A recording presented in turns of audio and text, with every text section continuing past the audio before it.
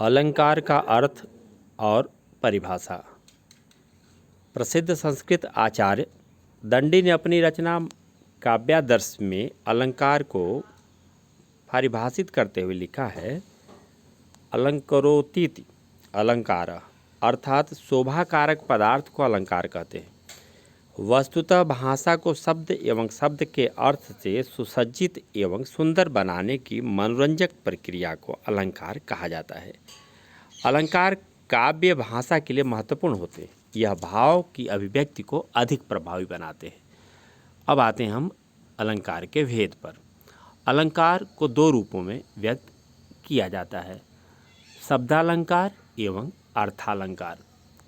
शब्दालंकार की चर्चा करते हैं। शब्द निर्माण की प्रक्रिया में ध्वनि तथा अर्थ का महत्वपूर्ण समन्वय होता है। ध्वनि के आधार पर काव्य में उत्पन्न विशिष्टता शब्दालंकार की सृष्टि करते हैं। इस अलंकार में वर्णित या शब्दों की लयात्मकता अथवा संगीतात्मकता उपस्थित होती है। शब्दालंकार वर्णगत, शब्दगत तथा वाक्यगत होते हैं। शब्दालंकार में प्रमुख अलंकार अनुप्रास, यमक, श्लेष। अर्थालंकार जब शब्द वाक्य में प्रयुक्त होकर उसके अर्थ को चमत्कृत या अलंकृत करने वाला स्वरूप प्रदान करे तो वहाँ अर्थालंकार की सृष्टि होती है। अर्थालंकार की एक विशेषता यह है कि यदि वाक्य से किसी शब्द को हटाकर उसकी जगह उसके पर्याय शब्द को रखा जाए तब भी अलंकार की प्रवृत्ति में कोई अंतर नहीं आता। वस्तुतः अर्थालंकार की निर्भरता शब्द पर न होकर शब्द के अर्थ पर होती है। जैसे उपमा, रूपक, उत्प्रेक्षा, अतिशयोक्ति, दृष्टांत, मानवीकरण इत्यादि प्रमुख अलंकार हैं। शब्दालंकार। अनुप्रास अलंकार। अनुप्रास वर्णनीय रस की अनुकूलता के अनुसार समान वर्णों का बार बार प्रयोग है। वर्ण का बार बार प्रयोग है। यह एक प्रचलित अलंकार है जिसका प्रयोग छेकानुप्रास, वृत्तानुप्रास, लाटानुप्रास आदि के रूप में होता है। उदाहरण में सम सुबरनम, सुखाकर, सुजस, नथोर, इस वाक्यांश काव्यांश में सवर्ण की आवृत्ति दिखती है।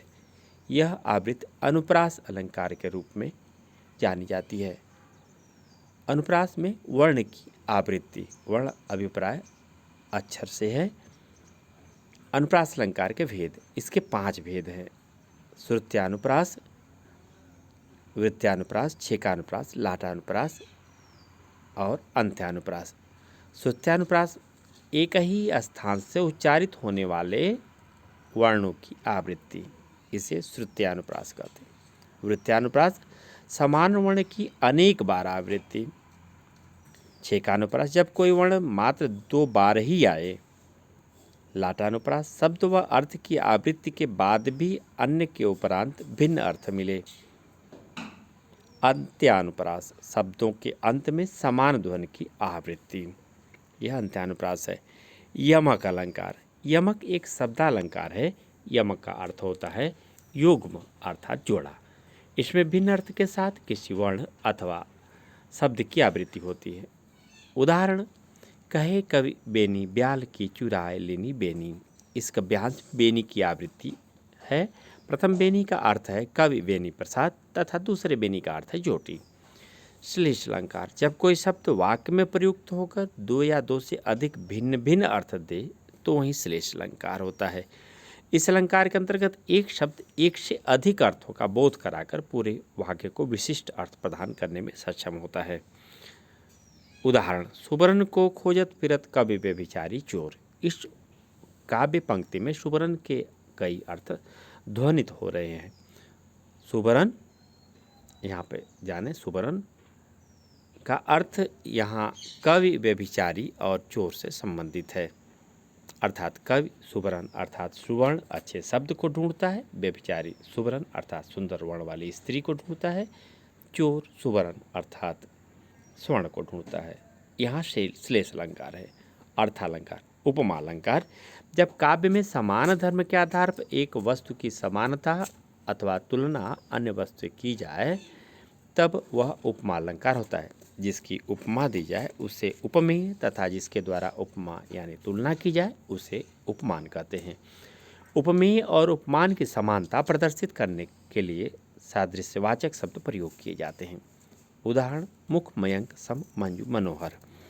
इस काव्य पंक्ति में मुख उपमेय है, चंद्रमा उपमान है, मनोहर समान अर्थ है तथा सम सादृश्य वाचक शब्द होने से उपमा अलंकार परिपुष्ट हो रहा है। रूपक अलंकार। रूपक का अर्थ होता है एकता। रूपक अलंकार में पूर्ण साम्य होने के कारण प्रस्तुत का आरोप कर अभेद की स्थिति को स्पष्ट किया जाता है। इस प्रकार जहाँ उपमेय और उपमान की अत्यधिक समानता को प्रकट करने के लिए उपमेय में उपमान का आरोप होता है, वहाँ रूपक अलंकार उपस्थित होता है। उदाहरण चरण कमल बंदौ हरिराई। इस काव्य पंक्ति में उपमेय चरण पर उपमान कमल का आरोप कर दिया गया है। दोनों में अभिन्नता है पर दोनों साथ साथ हैं। इस अभेदता के कारण यहाँ रूपक अलंकार है। रूपक अलंकार के भेद। रूपक के विभिन्न भेदों में से 3 मुख्य भेद दिए गए हैं: सांग रूपक, निरंग रूपक और परंपरित रूपक। इसमें सांग रूपक में इसमें अवयवों के साथ उपमेय पर उपमान आरोपित किए जाते हैं। निरंग रूपक इसमें अवयवों के बिना ही उपमेय पर उपमान आरोपित किए जाते हैं। परंपरित रूपक इसमें उपमेय पर प्रयुक्त आरोप ही दूसरे आरोप का कारण बनता है। उत्प्रेक्षा अलंकार। उत्प्रेक्षा का अर्थ है किसी वस्तु के संभावित रूप की उपेक्षा करना। उपमेय अर्थात प्रस्तुत में उपमान अर्थात अप्रस्तुत की संभावना को उत्प्रेक्षा अलंकार कहते हैं। उत्प्रेक्षा अलंकार में मानो, जानो, जनु, मन, ज्यों इत्यादि शब्दों का प्रयोग होता है। उदाहरण में सोहत ओढ़ पीठ पर श्याम सलोने गात, मनो नीलमणि शैल पर आतप पर्यो प्रभात। इस काव्यांश में श्री कृष्ण के श्यामल शरीर पर नीलमणि पर्वत की और पीत पट पर प्रातःकालीन धूप की संभावना व्यक्त की गई है। यहाँ उत्प्रेक्षा अलंकार है। भ्रांतिमान। जब उपमेय को भ्रम के कारण उपमान समझ लिया जाता है तब वही भ्रांतिमान अलंकार होता है। दूसरे शब्दों में कहें तो इस अलंकार में उपमेय में उपमान का धोखा हो जाता है। उदाहरण नाक का मोती अधर की कंति से, बीज दाड़िम का समझकर भ्रांति से, देख उसको ही हुआ सुख मौन है, सोचता है अन्य सुख यह कौन है। संदेह अलंकार। जब किसी वस्तु में उसी के सदृश अन्य वस्तुओं का संदेह हो और सदृशता के कारण अनिश्चित की मनोदशा हो तब यहाँ संदेह अलंकार होता है। उदाहरण सारी बीच नारी है कि नारी बीच सारी है, सारी ही की नारी है कि नारी ही की सारी है। अतिशयोक्ति अलंकार।